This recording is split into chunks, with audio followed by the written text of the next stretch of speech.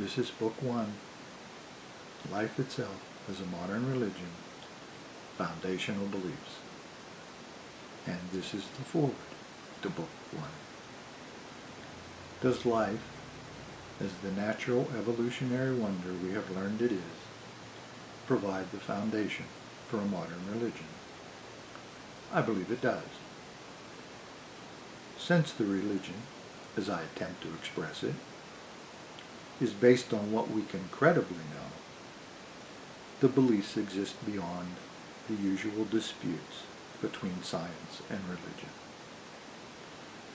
For example, I suggest that the basic tenet of such a religion would be faith in life, a trust in its unfathomable greatness. I also suggest that the belief contains within it the expression of faith through life, that through the natural appreciation, care, and fulfillment of life, we may not only preserve it and find mutually considerate joy, but also most credibly express our reverence to whatever its ultimate source may be. The religion is free of superstition.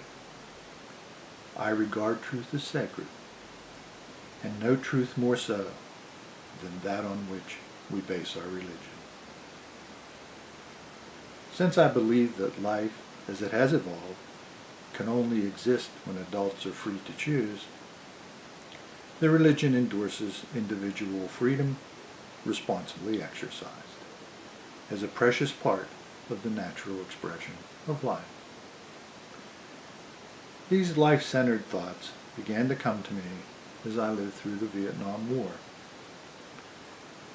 As the number of them grew, my appreciation increased for what appears to me their self-evident value. I understood that my mind was attempting to realize the wholeness of the ideas in the new area that had opened for me, and I recorded the thoughts for many years.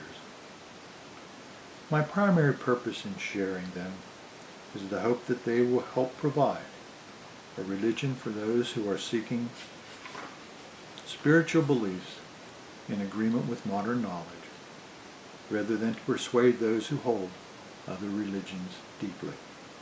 Frightening in its prospect, we seem almost on the verge of another dark age, while even the most enlightened among us often find ourselves adrift between religions that have lost credibility and our own shoulder-shrugging accommodations to hopelessness.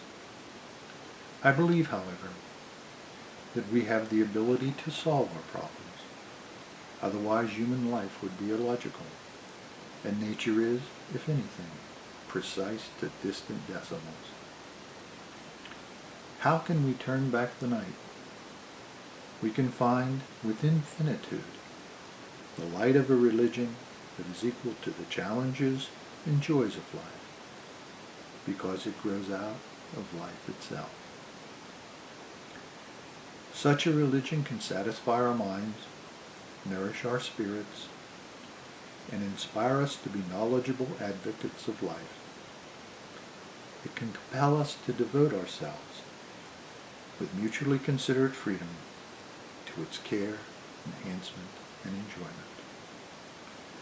It can enliven us with the will and wisdom to rescue life from nuclear war and incendiary terrorism, the diminutions of pollution and overpopulation, and the depredations of ignorance. It can inspirit us to accomplish the transformations necessary to secure an enlightened daily life for ourselves and our children, and a promising future for as long as the earth may support humanity. Let us begin while we yet may.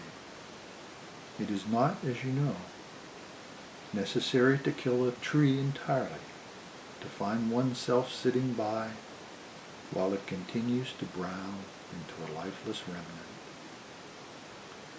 I have addressed a wide range of subjects, but I believe the diversity and not infrequent daring of my inquiries is what the challenge requires.